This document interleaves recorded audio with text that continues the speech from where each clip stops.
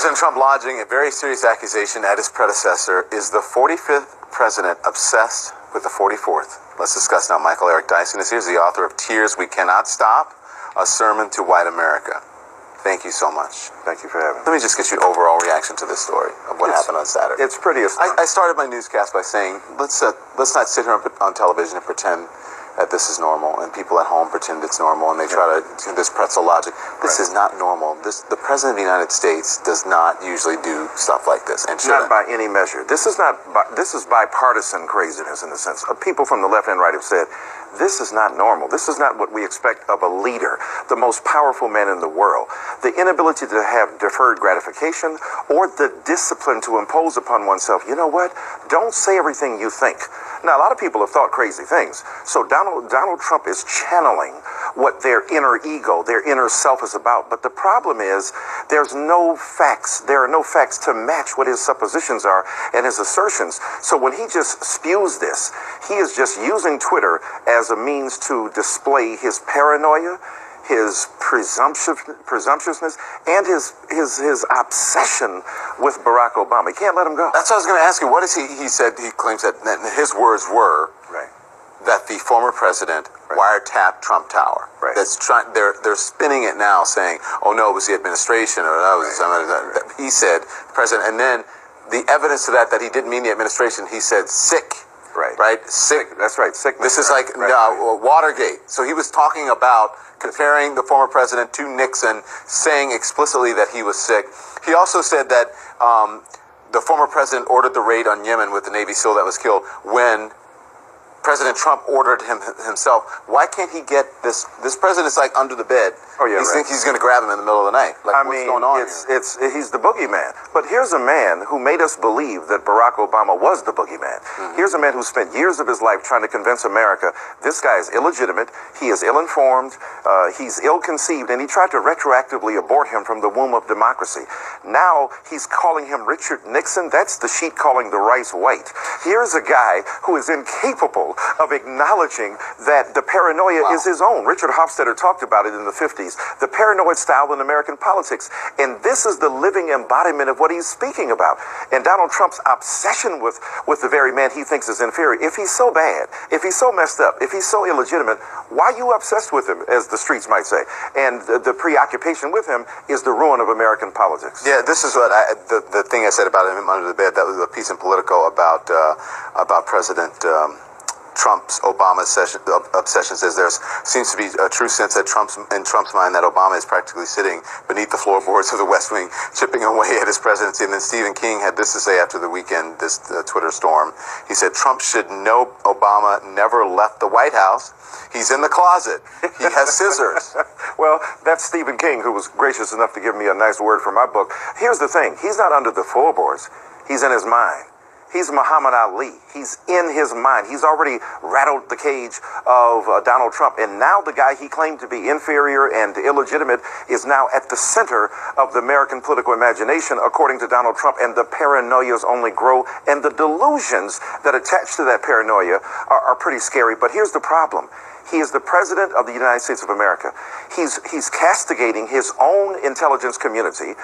James Comey has begged for the Department of Justice to say this is not true, while the White House is begging the FBI head to say there was no collusion between Russia and the campaign. And General Hayden, who has served under Democratic and Republican presidents, has said, I have seen nothing like this. The intelligence agencies are there to serve the president, and he is basically undercutting them. But see, here's what people meant when they kept begging us at the beginning, don't normalize this. Oh, they didn't have to worry about this. There is no fear of normalization. Even those who begged for the sake of American unity for this normalization to take place acknowledge this ain't real and this ain't normal. Why do supporters make excuses for him? Well, because they're complicit in it, because he's not the product of himself. If we're sticking to horror, Frankenstein is the name of the doctor, not the monster. So the people who produced him, there's a relationship organically between Donald Trump and, believe it or not, some of the previous existing incarnations of Republican ideology. Yeah. So when Mitch McConnell said, we want to make him a one-term president and everything he does will stop, that's organically related to what Donald Trump did. So Mitch McConnell is Dr. Frankenstein and Donald Trump is the monster. Oh, wow. Okay. So speaking of doctors, I want to get this right. Housing and Urban Development Secretary Ben Carson referred to slaves as immigrants. He was talking about immigrants coming from Ellis Island while speaking to the department employees earlier. Listen. That's what America is about. A land of dreams and opportunity. There were other immigrants who came here in the bottom of slave ships, worked even longer, even harder for less. But they too had a dream that one day their sons, daughters, grandsons, granddaughters, great-grandsons, great-granddaughters might pursue prosperity and happiness in this land. What do you think, Doctor?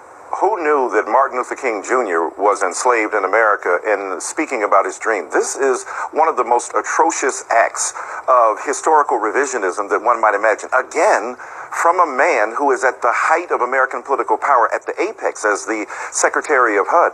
It's astonishing. First of all, these are forced immigrants at best. These are people who were compelled to come here. They didn't come over the Nina and Pina. They came over on slave ships where they were conscripted to serve, not as indentured servants, but as enslaved people in manacles and shackles. They didn't have a dream. Their dream was to stay in Africa. They were rudely extricated from African soil and brought here in 1619, forcibly against their will, to serve the legacy of American slavery.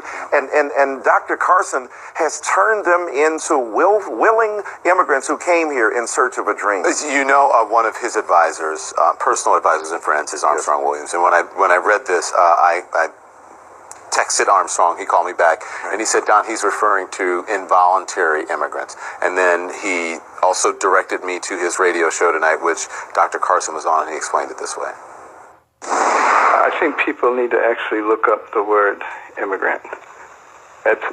Whether you're voluntary or involuntary, if you come from outside to the inside, you're an immigrant.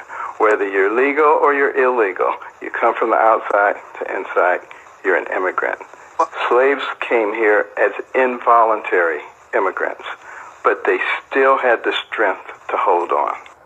Does this clarification change anything for you? Not at all. I mean, let's give him the positive recognition there. It is true that the enslaved people did have the forbearance and the fortitude to hang on.